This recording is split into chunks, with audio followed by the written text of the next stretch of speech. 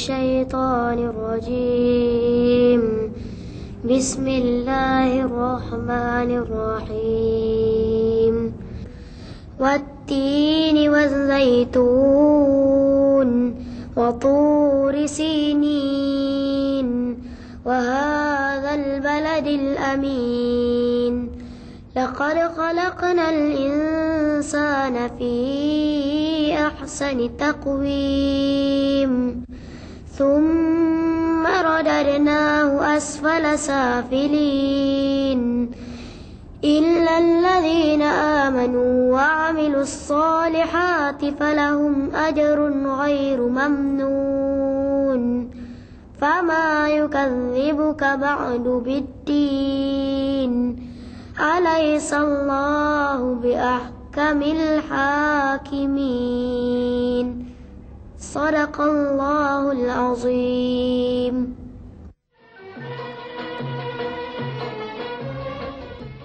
Demi buah tin dan buah zaitun, dan bukit Tursina, dan kota Mekah yang aman damai. Sesungguhnya kami jadikan manusia dalam keadaan yang paling baik. Kemudian kami kembalikan mereka ke tempat yang serendah-rendahnya, melainkan mereka yang beriman dan beramal soleh. Bagi mereka ganjaran yang tidak putus-putus. Maka apakah yang menyebabkan kamu mendustakan hari pembalasan itu setelah ada keterangan? Bukankah Allah Hakim yang Maha Adil? Dalam surah At-Tin yang baru dibaca tadi, beberapa hukum tajwid dapat kita lihat dan mestilah kita amalkan ketika membaca Al-Quran. Perlu kita ketahui bahawa amalan membaca Quran dengan tajwid ini merupakan perkara yang penting. Sebab itu ulama menyebutkan di dalam sepotong syairnya, wal akhdhu bit tajwid hatmun lazimun man lam yujawwidil Quran athimun, yang bermaksud amalan membaca Quran dengan tajwid itu merupakan satu perkara yang wajib. Sesiapa yang membaca Al-Quran tanpa tajwid maka hukumnya berdosa. Dan tumpuan kita pada rancangan kali ini ialah mengenai hukum nun sakinah dan tanwin atau baris dua. Hukum-hukum yang lain bolehlah anak-anak bincangkan dengan guru-guru. Pertama, perkataan insan, iaitu nun mati bertemu dengan sin. Hukumnya ikhfa, dibunyikan dengan dengung, kadarnya satu alif bersamaan dua harkat. لقد خلقنا الإنسان في أحسن تقويم. Huruf ikhfa ini mempunyai 15 huruf yang dapat disebutkan di dalam rangkap syair yang berbunyi, Sif dhathana kam jada syakhsun qad sama dum tayyiban zid fi tuqan da' zalima.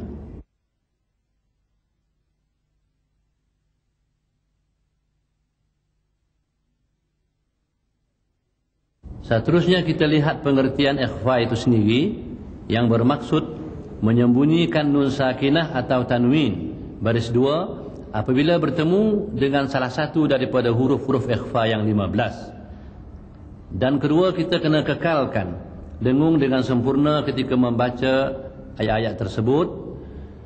Dan kadar dengung pada hukum ikhfa ini ialah dua harkat. Adapun hukum yang kedua dalam surah At-Tin ini ialah ajrun ghairu mamnun. Tanwin baris dua bertemu dengan huruf ghain, hukumnya izhar dan hendaklah dibunyikan tanpa dengung, dibaca dengan terang, jelas dan nyata. Falahum ajrun ghairu mamnun.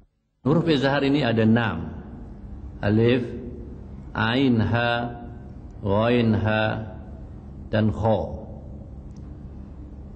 Untuk menyatakan hukum izhar ini, ulama menyatakan ialah menyatakan sebutan huruf izhar tanpa dengung dengan mengekalkan zat huruf-huruf tersebut. Seterusnya, untuk mengetahui hukum nun mati dan tanwin ini, selain daripada surah At-Tin, anak-anak bolehlah membaca pada surah-surah yang lain dengan merujuk kepada Al-Quran dan bincangkan dengan guru-guru. Saya akan terangkan cara-cara menghafal Al-Quran. Kaedah yang biasa digunakan ialah pertama, kita dikenaki melancarkan ayat-ayat atau surah-surah yang akan dihafal secara bertajwid. Dan yang kedua, pastikan tidak ada kesalahan sama ada pada huruf ataupun pada menyebut sifat-sifatnya atau baris ataupun hukum-hukum tajwid yang lain. Dan yang ketiga, kita perlu mengulang 1 atau 2 ayat atau 3 ayat ataupun setengah muka surat ataupun 1 muka surat. Perkara yang keempat yang perlu kita tahu, bahawa jangan kita ubah Al-Quran yang kita biasa gunakan kepada Quran yang lain, kerana ini akan menyukarkan hafalan. Itu antara panduan-panduan yang boleh kita gunakan untuk menghafal Al-Quran. Baiklah kawan-kawan, setelah kita membicarakan hukum tajwid dalam surah ini, kita kupas pula isi kandungan dan pengajaran yang ada dalam surah ini. Dalam ayat ini, Allah menjelaskan beberapa perkara, iaitu tentang buah tin, buah zaitun, Bukit Tursina dan kota Mekah di permulaan surah ini. Buah tin mempunyai khasiat yang banyak, seperti mana yang disebut oleh hadis Rasulullah sallallahu alaihi wasallam yang bermaksud di antaranya buah tin mempunyai khasiat boleh menyembuhkan penyakit bawasir dan juga boleh untuk menyembuhkan penyakit sengal-sengal kaki. Di samping itu, Rasulullah sallallahu alaihi wasallam juga menyebut bahawa khasiat buah tin ini boleh membantu penghadaman makanan manusia. Dan juga buah tin dapat menguangkan kahak. Di samping itu, buah tin juga dapat membantu untuk melawaskan buang air kepada manusia. Manakala buah zaitun pula mempunyai khasiat yang tertentu, seperti mana disebut oleh Rasulullah sallallahu alaihi wasallam, di antaranya buah zaitun dapat menghasilkan minyak, dan dahan atau ranting zaitun ini boleh digunakan sebagai alat untuk bersugi. Dan selain daripada itu, dahan ataupun ranting zaitun ini boleh digunakan sebagai alat untuk mengharumkan bau mulut. Begitu juga ranting dan dahan zaitun boleh digunakan untuk menjadi obat menghilangkan penyakit kuning ataupun penyakit karat gigi. Di samping itu, dahan zaitun ini adalah merupakan alat bersugi yang digunakan oleh para nabi-nabi yang terdahulu. Agama Islam amat mementingkan kebersihan jasmani maupun rohani. Islam menganjurkan kita menjaga kebersihan gigi dan mulut dengan menggalakkan umatnya bersugi dan menggosok gigi. Amalan bersugi dan menggosok gigi ini yang dianggap sebahagian daripada ibadat. Hari ini, alhamdulillah, dengan kemajuan teknologi moden, manusia telah dapat mencipta berbagai-bagai jenama ubat gigi dan berus gigi dalam pelbagai bentuk dan rupa yang mempermudahkan lagi manusia untuk bersugi dan menggosok gigi. Namun demikian, Allah Subhanahu Wa Taala telah menyebut dalam surah At-Tin, ini awal-awal lagi, tentang buah tin dan buah zaitun yang mempunyai khasiat yang banyak. Sebab itulah pakar perubatan moden pun mengakui tentang khasiat dan kebaikan kedua-dua buah ini dalam kaedah penjagaan kesihatan dan perubatan moden. Buah tin dan buah zaitun adalah di antara dua jenis buahan yang disebut dalam Al-Quran. Jadi kalau kita lihat buah tin, dalam bahasa Latinnya ialah Ficus carica. Buah ini kaya dengan sumber kalori. Dia juga kaya dengan protein. Dan dia kaya dengan apa yang dikatakan soluble fiber ataupun serat yang larut dalam air. Dan hampir tidak mengandungi lemak langsung. Jadi buah tin ini adalah sumber tenaga, sumber protein kepada badan kita, dan juga sumber soluble fiber ataupun serat yang larut yang boleh main peranan dalam mengawal kadar kolesterol dalam badan kita. Dan seterusnya boleh mencegah kita daripada mendapat penyakit-penyakit seperti darah tinggi dan jantung. Di antara khasiat buah tin, ia merupakan sejenis buah yang sangat menyegarkan. dan juga bertindak sebagai relaxant kalau bahasa perubatannya, ataupun penenang kepada mereka yang mengambilnya. Dan bila buah tin ini dimasak ataupun dikeluarkan getah daripada buah tin tadi, getah tersebut dapat memainkan peranan dalam meredakan gangguan yang disebabkan oleh penyakit cecair dan juga campak. Dia juga penting dalam mengawal radang paru-paru.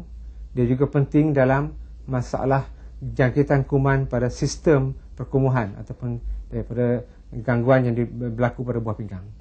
Buah tin juga digunakan sebagai bahan untuk mempersiapkan apa yang dikatakan gargle ataupun ubat komo, yang penting untuk mengawal infeksi yang berlaku pada mulut seperti infeksi pada gusi dan sebagainya. Buah tin juga digunakan sebagai bahan yang boleh melawaskan pembuangan air besar bagi mereka yang menghadapi masalah sembelit. Ini di antara kelebihan-kelebihan buah tin yang diamalkan oleh sistem perubatan naturopati ataupun mereka yang mengamalkan rawatan menggunakan bahan-bahan semula jadi. Buah zaitun juga turut disenaraikan di antara buah-buah yang disebut dalam Quran. Kalau kita lihat dari sudut asalnya, buah zaitun ini disebut sebagai Olea Europea dalam bahasa Latinnya. Dan pokok zaitun memang banyak kelebihannya selain daripada buahnya yang kaya dengan minyak. Minyak zaitun contohnya adalah sejenis minyak yang mengandungi lemak yang tidak tepu ataupun polyunsaturated fat, iaitu jarang sekali kita jumpa lemak tidak tepu daripada bahan sumber minyak dalam makanan. Zaitun merupakan sumber minyak tidak tepu di antara yang termahal yang terdapat dalam sumber-sumber buah-buahan. Zaitun pernah digunakan sebagai bahan melawan demam ataupun antipiretik, itu bahan untuk mengawal suhu badan yang meningkat pada kala demam. Ini penting sebab dalam sistem perubatan yang diamalkan di Algeria contohnya, zaitun digunakan sebagai antipiretik hampir sama dengan quinine. Ini tercatat dalam buku-buku rujukan. Zaitun juga digunakan sebagai mild laxative ataupun sebagai bahan yang boleh mengawal sembelit bagi mereka yang selalu mengalami masalah sembelit. Zaitun juga digunakan untuk mencegah dia berlakunya apa yang dikatakan batu yang terdapat pada empedu, iaitu gallstones. Sebab zaitun akan melancarkan perjalanan empedu dalam badan manusia. Oleh kerana zaitun mengandungi bahan yang dikatakan polyunsaturated fat, dia penting dalam mengawal badan daripada berlakunya kadar peningkatan kolesterol begitu tinggi dalam badan kita, dan seterusnya mencegah daripada berlakunya tekanan darah tinggi dan sakit jantung. Selain daripada itu, zaitun mengandungi khasiat khusus kepada kulit. Bagi mereka yang mengalami psoriasis, zaitun telah dikenal pasti sebagai salah satu di antara bahan yang boleh mengawal kegatalan dalam pesakit-pesakit psoriasis. Dan zaitun juga digunakan untuk menyembuh ataupun mengawal kulit daripada mengalami komplikasi daripada sebarang kecederaan ataupun luka. Zaitun juga penting dalam pengawalan rambut, terutama sekali bagi mereka yang mempunyai rambut yang kering. Jadi di sini dapat kita simpulkan bahawa zaitun juga merupakan sumber kepada kesihatan dan penjagaan perubatan, ya. Dan kedua-duanya, tin dan zaitun merupakan dua jenis buahan yang sangat penting bagi kita dalam penjagaan kesihatan dan juga khasiat perubatan. Selain itu, dalam surah ini Allah Subhanahu wa taala menyebut tentang buah tin dan buah zaitun, yang mana berbetulan ketika itu buah tin dan buah zaitun ini banyak terdapat di kawasan Timur Tengah, di mana buah tin terdapat banyak di Damsyik dan buah zaitun terdapat banyak di Baitul Maqdis. Apabila disebut buah tin dan buah zaitun di dalam surah ini, sekaligus merujuk kepada Damsyik yang berada di negeri Syria, dan zaitun merujuk kepada Baitul Maqdis yang berada di Palestin. Kemudian dalam surah ini Allah Subhanahu wa taala menyebut tentang Bukit Tursina. Bukit Tursina adalah sebuah bukit yang berada di semenanjung Sinai yang sekarang ini berada di negeri Mesir. Apabila kita menyingkap sejarah kehidupan dan perjuangan Nabi Musa alaihissalam, kita dapati di Bukit Tursina inilah Nabi Musa alaihissalam bermunajat kepada Allah Subhanahu wa taala dan dapat berkata-kata dengan Allah Subhanahu wa taala. Kemudian di dalam surah At-Tin ini juga kita dapati disebutkan oleh Allah Subhanahu wa taala kota Mekah. Kota Mekah ialah sebuah kota di mana lahirnya junjungan besar kita Nabi Muhammad sallallahu alaihi wasallam. Selain dia diberikan nama julukan kota Mekah, ia juga dinamakan sebagai tanah haram. Tanah haram bermaksud tanah Mekah ataupun kota Mekah tidak akan dibakar oleh api neraka. Selain daripada itu, apabila Allah Subhanahu wa taala menyebutkan kota Mekah ini, berarti sesiapa sahaja di kalangan orang-orang yang beriman apabila masuk ke kota Mekah, Allah menjanjikan untuk mereka ini keamanan, kesejahteraan dan keselamatan. Dalam ayat ini, Allah menjelaskan beberapa perkara, iaitu tentang buah tin, buah zaitun, Bukit Tursina dan kota Mekah pada permulaan surah ini. Tin bermaksud Damsyik, zaitun pula bermaksud Baitul Maqdis. Kedua-dua tempat ini memang merupakan tempat para nabi menerima wahyu. Manakala Tursina adalah tempat Nabi Musa alaihissalam menerima wahyu, dan kota Mekah juga tempat Nabi Muhammad sallallahu alaihi wasallam menerima wahyu. Oleh itu, keempat-empat tempat ini dikaitkan kerana ia merupakan tempat para nabi menerima wahyu daripada Allah Subhanahu wa taala.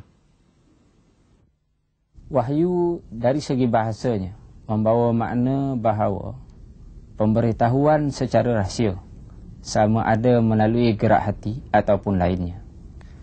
Manakala wahyu mengikut istilah Islam bermaksud pemberitahuan oleh Allah Subhanahu wa taala kepada nabi dan rasul-rasul yang mengandungi segala perintah-perintah Allah, sama ada perintah-perintah Allah itu untuk diamalkan secara peribadi ataupun untuk disampaikan oleh para rasul yang memberikan kebajikan di dunia dan di akhirat. Manusia yang berpegang kuat kepada wahyu inilah yang akan mendapat kemuliaan di sisi Allah Subhanahu wa ta'ala. Allah Subhanahu wa ta'ala berfirman, "Wa ma ataakumur rasulu fakhuzuhu wa ma nahakum anhu fantahu." Yang bermaksud, segala apa yang dibawa oleh Rasul itu, hendaklah kamu pegang dan beramal dengannya. Dan segala apa yang dilarangnya, hendaklah kamu meninggalkannya. Kalau kita lihat, ya, segala yang dibawa oleh Rasul ini tidak boleh tidak manusia yang beriman kepada Allah dan Rasulnya hendaklah mengamalkan keseluruh ajarannya. Dengan mengamalkan inilah manusia akan diiktiraf sebagai ahsanu taqwim. Di mana Allah SWT berfirman, "Laqad khalaqnal insana fi ahsani taqwim, thumma radadnahu asfala safilin, illa allazina amanu wa amilus salihati falahum ajrun ghairu mamnun." Allah SWT berfirman, sesungguhnya kami menjadikan manusia itu sebaik-baik kejadian, kemudian kami kembalikan mereka ke martabat yang paling hina, melainkan orang yang beriman dan beramal soleh, maka bagi mereka ganjaran yang tidak terhingga. Jadi disyaratkan di situ, manusia ini memang tabiatnya, kejadiannya sungguh sempurna nak dibandingkan dengan makhluk-makhluk yang lain. Ya, oleh sebab itulah manusia, ya, diminta untuk menerima wahyu ini, diminta untuk mengamalkan wahyu ini.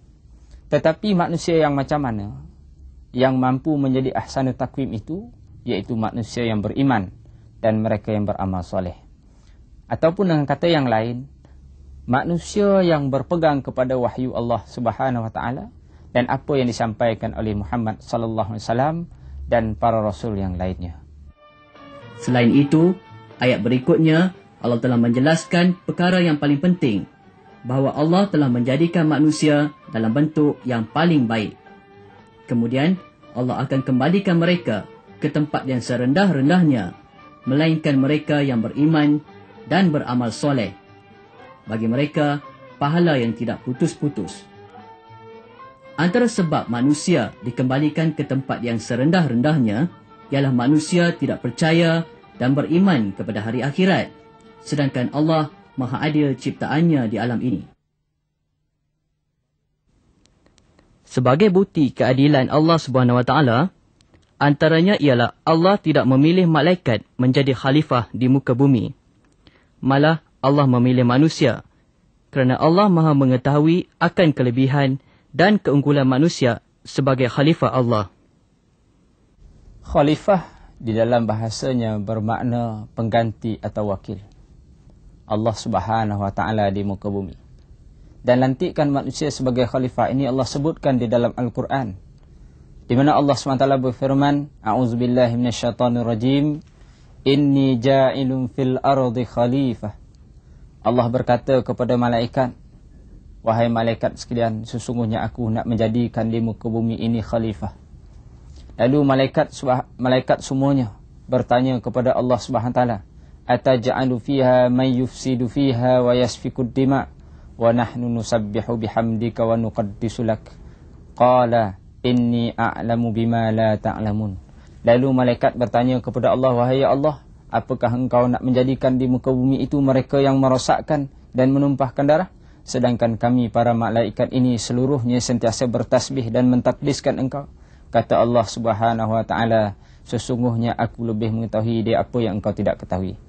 Maknanya kejadian manusia itu sungguh hebat, yang sehinggakan Allah SWT melantik mereka menjadi khalifah di muka bumi Allah SWT ini, walaupun sebenarnya malaikat tidak tahu keunggulan dan keistimewaan manusia sebagai khalifah. Oleh kerana itu, kalau kita tengok, untuk menjadi khalifah yang baik, Allah SWT telah pun menjadikan beberapa kemudahan kepada manusia. Yang pertamanya, Allah SWT berfirman dalam Quran mengatakan, Huwallazi khalaqalakum ma fil ardi jami'a.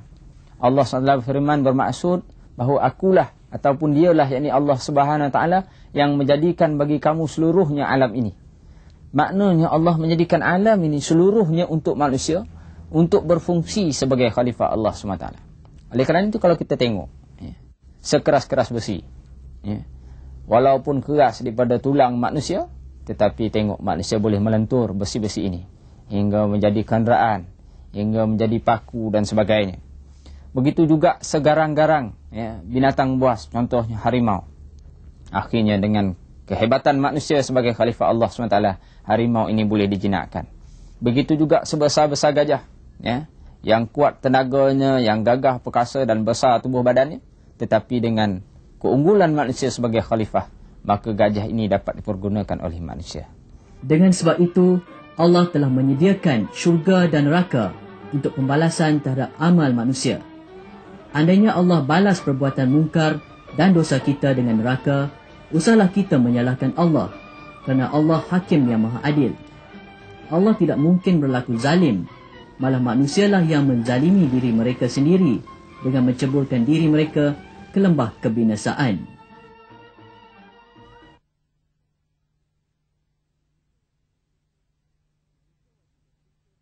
Manusia wajib bersyukur kepada Allah yang maha adil, yang telah menciptakannya.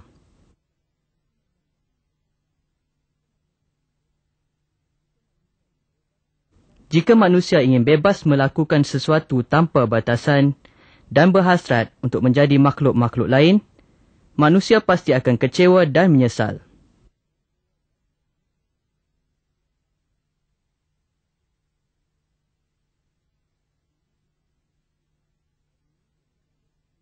Hal ini boleh diambil iktibar daripada kisah seorang pemecah batu di zaman dahulu. Ceritanya begini. Pada suatu masa dahulu, ada seorang lelaki bekerja sebagai pemecah batu di kaki gunung. Setiap hari, dia bekerja di bawah pancaran matahari yang terik. Suatu hari, dia memerhatikan matahari sambil berkata dalam hatinya, "Matahari ini sungguh kuat. Aku rasa sungguh panas. Ya Allah, izinkanlah hamba-Mu menjadi matahari." Dengan izin Allah, dia dapat menjadi matahari. Dia berasa sungguh gagah. Tiba-tiba, datanglah sekumpulan awan menutupi matahari. Pemecah batu yang telah jadi matahari itu pun berkata, "Alangkah bagusnya kalau aku boleh menjadi awan." awan lebih gagah hingga dapat melindungi matahari menjadi mendung. Walau bagaimanapun, kegembiraannya tidak lama. Bila angin bertiup, awan turut bergerak mengikut arah angin. Kali ini, dia ingin menjadi angin pula. Kerana angin dapat mengalahkan awan. Permintaannya pun diperkenankan oleh Allah. Ketika menjadi angin, dia terlanggar gunung. Dia merasa megah dan kagum kerana gunung gagah dan teguh berdiri walaupun angin meniup kencang. Kali ini, dia ingin menjadi gunung pula. Dia memohon kepada Allah untuk menjadi gunung. Allah perkenankan dan dapatlah ia menjadi gunung pula. Apabila menjadi gunung, dia berasa sungguh gagah. Tetapi, apabila dia memandang ke bawah, ke kaki gunung, dia terkejut. Di kaki gunung kelihatan pemecah batu sedang membuat kerja-kerja pemecahan batu. Pemecah batu yang sudah bertukar menjadi gunung itu pun insaf. Dan gementar takut nanti lama-kelamaan gunung akan runtuh dan pupus, dipecahkan oleh pekerja-pekerja yang terdiri daripada manusia. Kini, dia kembali menjadi pemecah batu. Dia memanjatkan kesyukuran kepada Allah kerana mengembalikannya sebagai manusia semula, yang merupakan sebaik-baik kejadian.